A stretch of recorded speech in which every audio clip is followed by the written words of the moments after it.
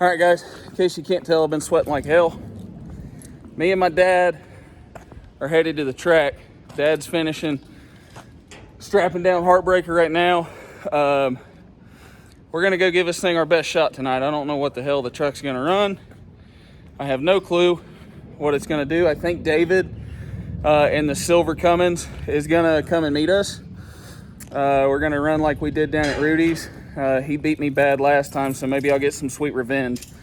But I hope you guys enjoy the video. Let me know what you think.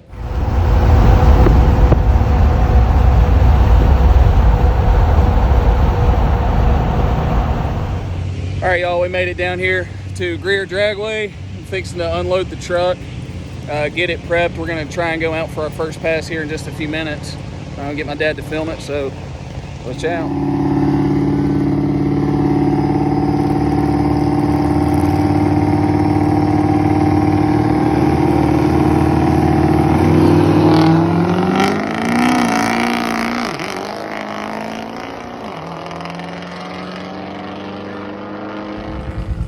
All right, so far she's not doing so hot. I keep popping fuses on the fans for some reason. Last pass I did run an 8.2 at 88. I launched it like 8 pounds of boost. The truck's not wanting to spool. I think the trans is a little toasty, so I'm actually gonna let the truck cool down for a little while. Probably give it about 45 minutes, and then I'm gonna give it one hard hit, and hopefully we at least break into the 7s with it tonight. I don't know why it's fighting me so hard. It's just a lot of fuel and a really tight converter, so it's really hard to get it spooled up, and it's just fighting me. So that's how the game goes.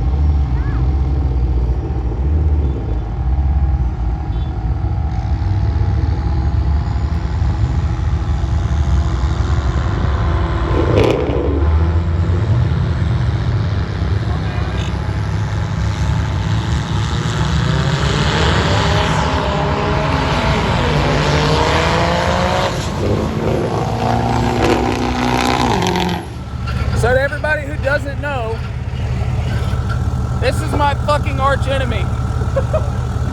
It's not really. He's a good friend of mine. This truck's quick. It's actually the powertrain out of one of his other trucks. The truck's solid. It's consistent. He knows what he's doing with it. Hey, David.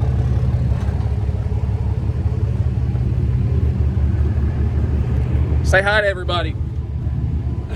Say hi to everybody. Hi, girls. Hi. How much faster did you run than me again? Like just a little bit. Shut the fuck up. He outran my ass by a lot again. You don't know what it says. But on the brakes. Yeah, on the brakes. It's all good though. Like I said, we got to regroup. He's got some things he needs to work on. I got a lot of things I need to work on, but that's what we come to Testing Tim for, right? That's it. Well, bad news bears. Didn't make any pass worth making mention. Again, the truck ran at 8.2, ran at 8.4. It was like progressively getting slower. I can't get the truck to spool on the line. And the truck's still not making much boost at all. Something's wrong.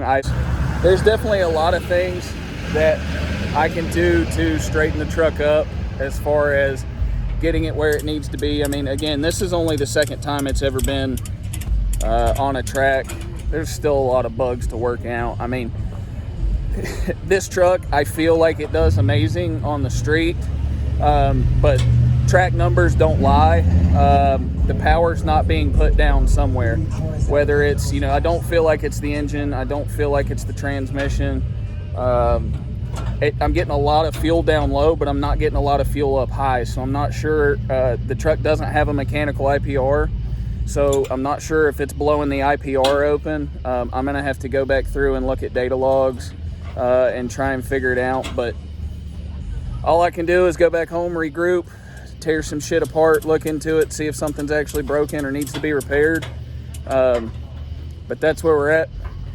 Big thanks to this guy right here. My dad coming out, hauling my pile of shit down here. We had a good time. So again, like I said, all I can do is regroup, go from here, try and make adjustments and improve. You know, I started from ground zero and I've been trying to work my way up. I've hit a lot of roadblocks and bullshit along the way. But, you know, it is what it is. It's what makes drag racing fun. You know, you've always got things that you can consistently improve upon. So look forward to it. Hopefully I'll see you guys at another race. Stay tuned. Got some stuff when I get back to the shop. I'm going to video. I got some things I want to show you guys that's going into the race truck, potentially going into this truck, depending on how bad something is or isn't messed up. It definitely has issues. It definitely has issues, but I don't know where they're at. Like I said, could be tuning, could be the engine, could be hurt. I don't know. It doesn't feel like it. I'm going to run a compression test. I'm going to pull the charger off of it, check the charger, all the shaft play and everything. Dad over here, repping the shirt. Say hi to everybody. Good evening. We had fun anyway. Even if it didn't go well, we had fun. Yeah, I mean, like I said, nothing went as planned, but anything you plan never goes well. I've always learned that. So, like I said, I look forward to it. Hopefully I'll see you guys at another event. Till then, Heartbreaker's going to rest on the trailer until I get it back to the shop and can tear it apart. But, yep, that's where we're at, guys. Thank you.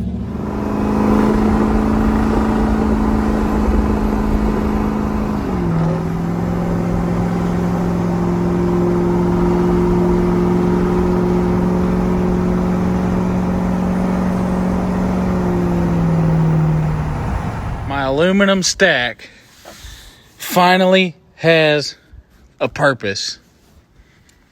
I just got to get it covered up from. But yeah, I actually really like it. Oh, I think it looks too good. Yeah, it's happening.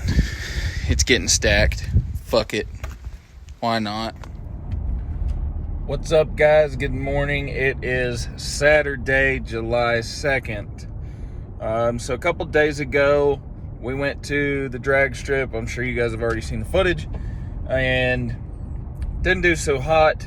I went last night, actually, and done some test and tune, so to speak, and done a couple hits in Mexico. And it's obvious that the IPR is blowing open on the truck. And that's where our loss of power and no fuel and all that good shit's coming from. So, I have a new IPR on the way. If that doesn't fix the issue, I'm going to move to a mechanical IPR. But, we're going to try that, see how it goes. Right now, I am headed to the powder coaters. I have an aluminum stack here somewhere in the back. I don't know if you can see it. I actually bought it off of Wesley Beach back in 2013 after he won the Diesel Power Challenge. It came out of his 6.4 and I bought it off of him. I had it powder coated a long time ago for a different truck, and I've never used this stack. So, I'm taking it and having it repowdered in a solid single color finish, and I will be putting this stack in Heartbreaker for now. The truck already had a hole in the bed, has had a hole in the bed since I had the truck. So I figured, why not use it? Since I'm racing it, I might as well use the stack, and I might as well use the hole in the bed. So once I get done using it in Heartbreaker, I'm just going to transfer it over to the race truck. But for now, that's what we're doing. I also got a couple other things I got to drop off and get him to powder. But other than that, that's where I'm at. All right, guys, so per usual, this video is going to be split up into several different small videos. As you've seen earlier, this past Thursday, we went to Greer and we went to Greer Dragway in South Carolina. The truck did not run what it was supposed to. This is now the second time I've had this issue. The first time it done it at Rudy's, and now this is the second time. So Friday night, I done a little bit of data logging in Mexico, and I think I found my problem. I'm going to show you guys. You either have already seen the video or I'm fixing to put it in. I'm not quite sure how this video is going to line up as far as editing goes. Like I said, I've done this over a few days, but I just wanted to let you guys know I have ordered parts. I have a new ICP sensor on the way. I have a new IPR valve on the way, as well as a new throttle pedal assembly. I got some funky stuff going on with the truck, so hopefully this kind of helps remedy it. Watch, I'm going to walk you through this. So we're slowly rolling into the throttle, rolling into it. Starting to get 3/4 or so wide open right here. Boom. Wide open, wide open, wide open, wide open. We're still going. And right here, I let off the throttle. So while we're sitting here talking about it, I want to give a big shout out to Callie's Performance. They've helped me on my green truck, as well as they're helping me now on the race truck. I wanted to show you guys something really cool, a cost-effective solution for you guys who want to make big power and are really worried about a factory bottom end not holding. So we're fixing to go over that. I'm going to show you what I got from them, as well as a couple other things, and we'll go from there. So these are the Callie's Ultra Assassin rods for the 6.0 Powerstrokes. When you open this box, everything comes super nicely packaged. Everybody loves stickers. Get some stickers in here. You get the card for the rods showing the total weight, the rotating weight, and the reciprocating weight. So this is going to be super, super, super important. Comes with some ARP assembly lube, as well as a little thank you sign here. This just kind of goes through, tells you exactly, these rods are ready to machine or ready to install, no machining or weight adjust needed, blah, blah, blah. So this is super nice stuff. I'm going to open one of these rods. Actually, I'm not going to, because you can see it right here. Now, these come with ARP rod bolts already, straight from Callie's. You can see it says Ultra Assassin 4 to 6 liter Powerstroke. I got a good full set of 8. But if you come over here, I also had a set of, where are they? There's the rod bolts. I had a brand new set of rod bolts sitting here on the shelf, as well as balancer bolts from ARP.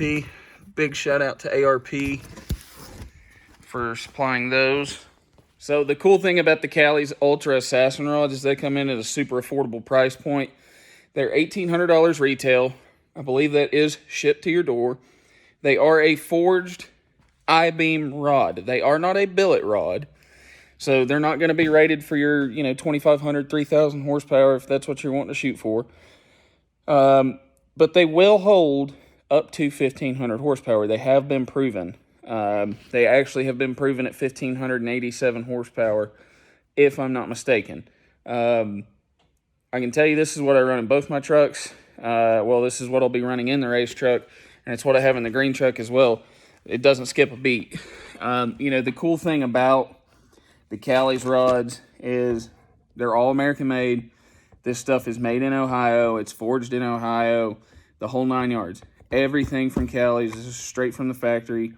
Like I said, it's all U.S. American-made products. And, again, the cool thing, it already comes with the ARP rod bolts.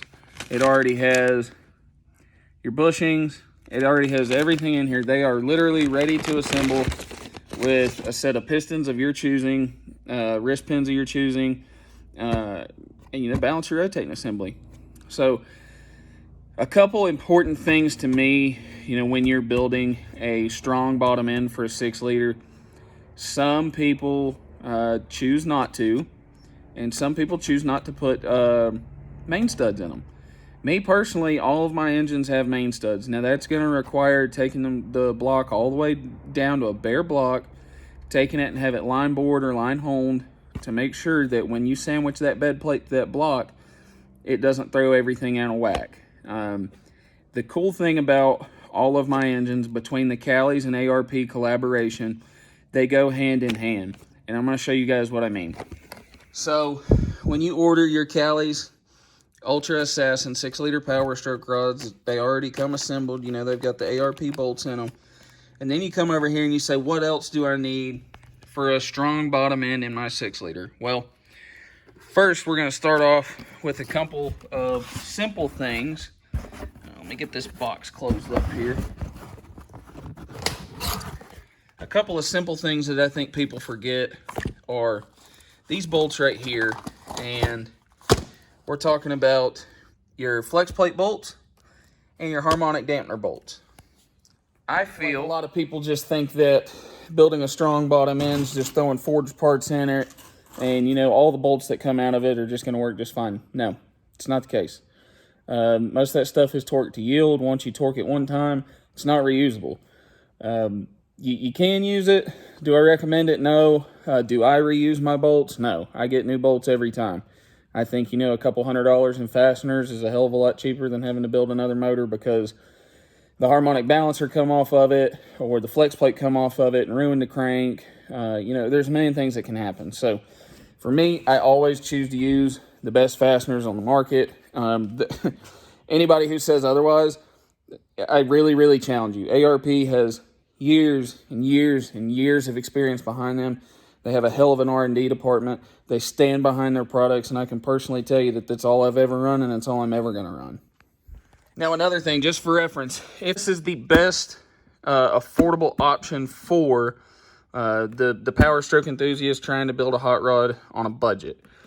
If you cannot afford a set of rods, at least give ARP a call. Get a set of their rod bolts. Here's the part number right here. It's the rod bolt kit. One of the major failure points in a 6-liter Powerstroke turning high RPM is the factory bolts will stretch, break, and then you lose a rod.